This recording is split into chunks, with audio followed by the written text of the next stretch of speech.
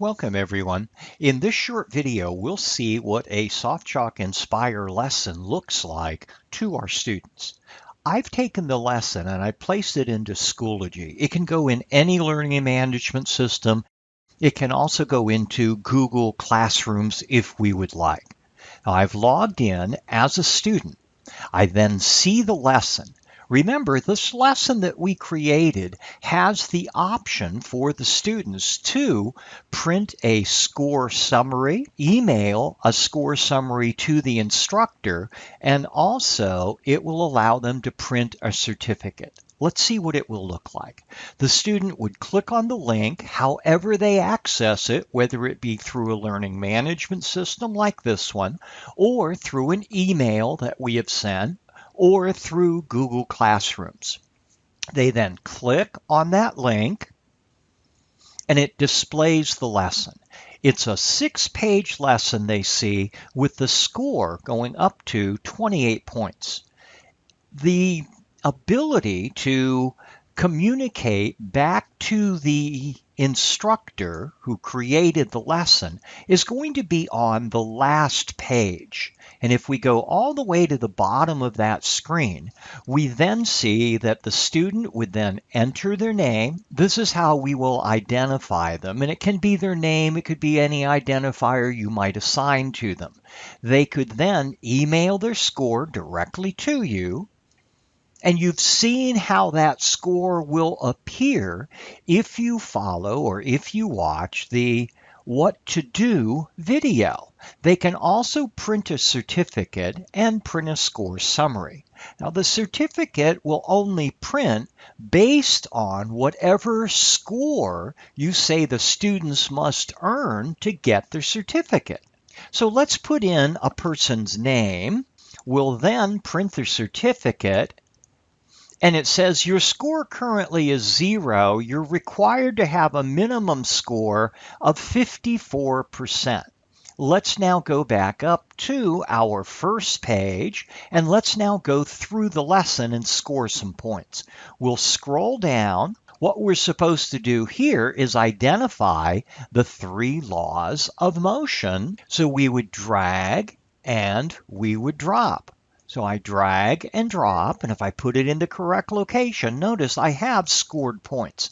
Again, we're going to drag and drop, and then finally drag and drop.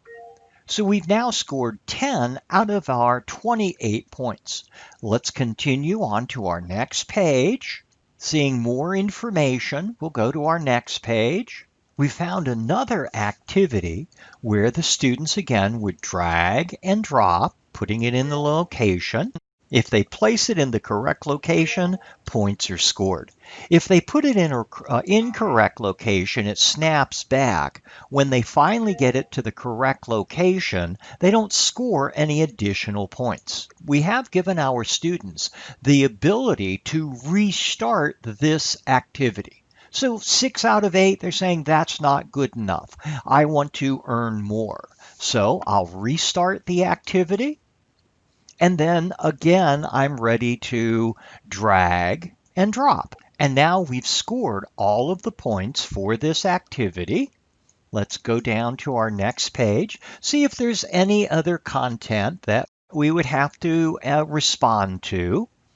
I'll go to the very last page. And I see that there is an essay. The essay is the only quiz question or scoreable item that is not going to be graded automatically. So our students are going to have to type in what they want us to know, and they would just click and type, and then they would finish this, clicking on the Finish button. And it then saves that essay for us to read later. We then go out of this quiz question. The students would put in their name, email the score. They don't need an email server on their computer. They don't need to have any email program. This is all done automatically through the internet. We'll go back. They also have the ability of printing a certificate. They can print their score summary. I'll print their certificate. And there's a certificate that I have completed this black holes lesson. It shows me the date I've completed it, the name of the lesson, and who I am. And remember, this will only print if they meet a particular percent. I'll close this. And that's how our students' information on the lesson that they have completed can be sent back to us. We can look at the what to do video to see what that email score result would actually give us. Thank you.